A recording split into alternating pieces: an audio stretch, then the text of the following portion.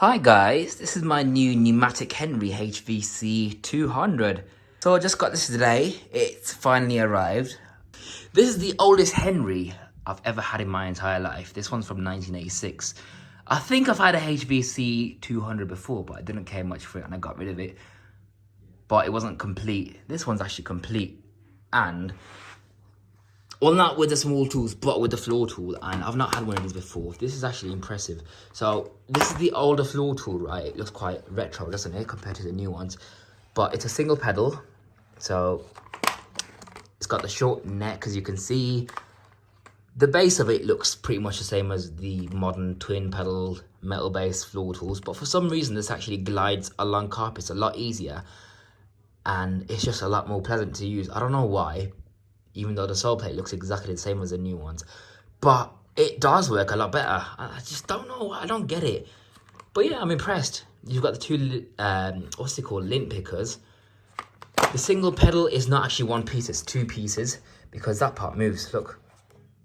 So if I put it on hard floor mode for the bristles to stick out, yeah, this part actually moves. And I never knew that, so that's quite interesting.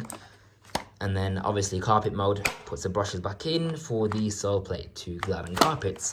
So that's the 1980s floor tool.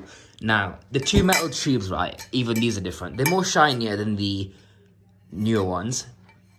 The plastic ends, as you can see, if this focuses, they're just more rounded and a lot thinner. And you can see the actual end of the metal poles. So this does look a lot more simpler and quite old school compared to the new ones. To be honest, I don't like this one because obviously when you open it, it's open, right? But even when it's shut, for maximum suction and airflow, you can still hear air leaking out of this. I'm not sure if it's because of the age or if it's just because it's a design flaw, but I don't like that. But apart from that, it's just the bent handle. The hose is quite weird on this. This is the actual hose cuff, right? Nice flexible material on the end, almost like a rubbery kind of plastic. So that's good. I like that because it's added durability. It's not going to break or crack or anything, so I do like that. But there's no swivel on the end of the hose cuff. It's just one molded piece. However, on the actual machine end, it does swivel, so that's a good sign at least, because you do want it to swivel to avoid the hose twisting in use, you know what I mean? But yeah, the hose is a nice decent length, standard for a Henry. Not too sure on the exact length, but yeah, it's a nice long hose. Now, this part, what's it called? The screw-in hose cuff on the nose of the Henry, right? Is quite different looking. I did think it was actually non-genuine, but it's just a really old style apparently. But yeah, this thing is so old that the hose cuff actually separates from the screw-on part. So I think that's due to the age and not the design. But if it is a design, then that's just because it's really, really old. But yeah, that's Henry's nose or the hose.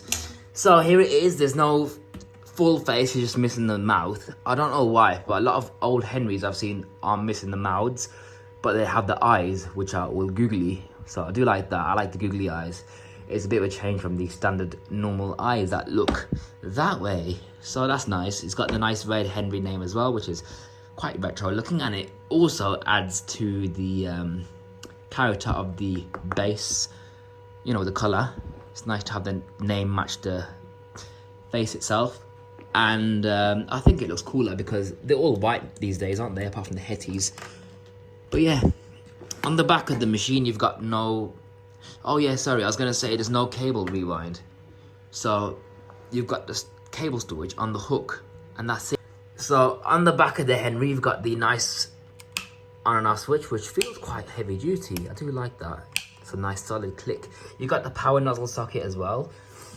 And the motor is rated at 680 watts, which is actually applicable for today's standards with the EU regulations.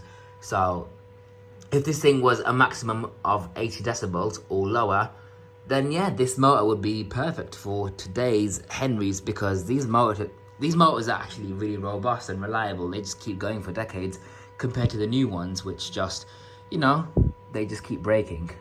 They're not as reliable. But yeah, 800 watts max. Numatic Bowminster, Dorset, England. I'm sure you can read. Anyways, this is quite different. with the base as well, because Henry hasn't got a bomb.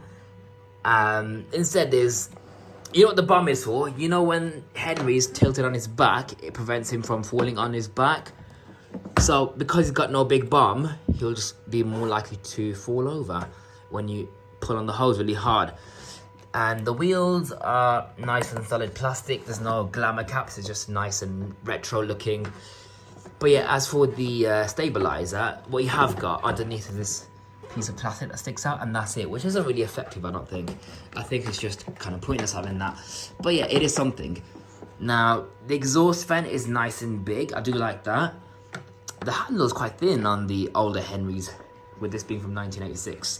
But this one actually broke in transit, so that's why I've got a screw, which I had to screw in to hold this in place, and now it's fine. So, luckily I've done that. And there's the sticker saying that it's important for dry use only. And the, what's that, electrical safety sticker or something? Or saying that it's approved by the British Electrotechnical Approvals Board. That's what it is, yeah. So, taking a look inside the machine. Oh, before I do that, let me show you the plug. This is the plug, by the way, if the camera focuses. There we go. Nice British plug on this retro Henry, if it just focuses on the other side. There we go. Yeah, the cable isn't actually that long on this model for some reason. They have lengthened the cable further down the line. But yeah, it's still long enough though to vacuum most British homes. That's good. Now, if I take a look inside the Henry, these clips are nice and sturdy. I do like how nicely they clip in. Lift the motor unit up. That's what it looks like underneath. It's in great condition for his age, I must say. Now, this filter I do like. It's first of all red to go with the color scheme.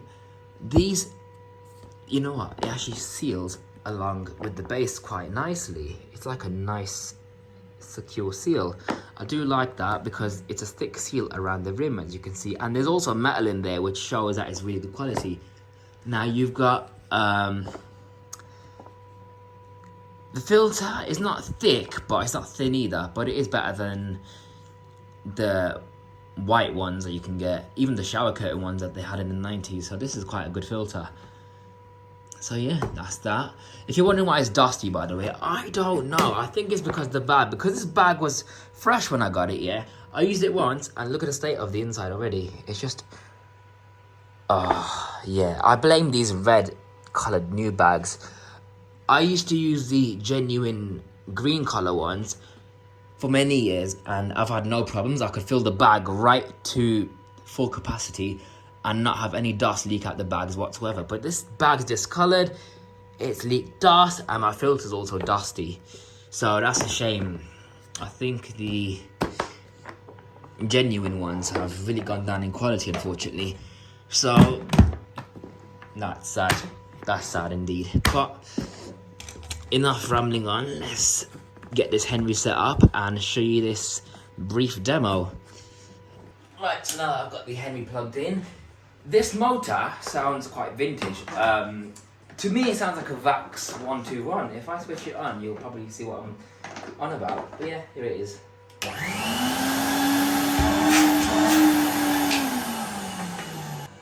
Sounds like a VAX, doesn't it? Well, to me it does anyways. I'm not sure about anyone else, but that's what I thought of when I first switched it on. So anyways, let's get these wands put together. There we go. Attach the floor tool and just show you the Henry itself in action.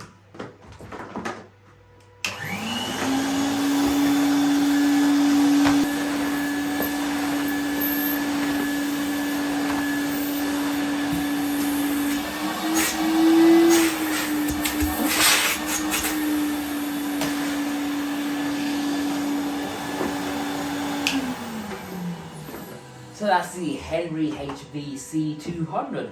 What I forgot to mention is, you know the hose, right? I've got a bit of a problem with it. For some reason, I can hear air leaking around when I move the hose up and down. I'm not sure if you can hear it, but let me just try that again for you guys to hear. So now there's no air leakage, but when I move the hose, you'll hear it.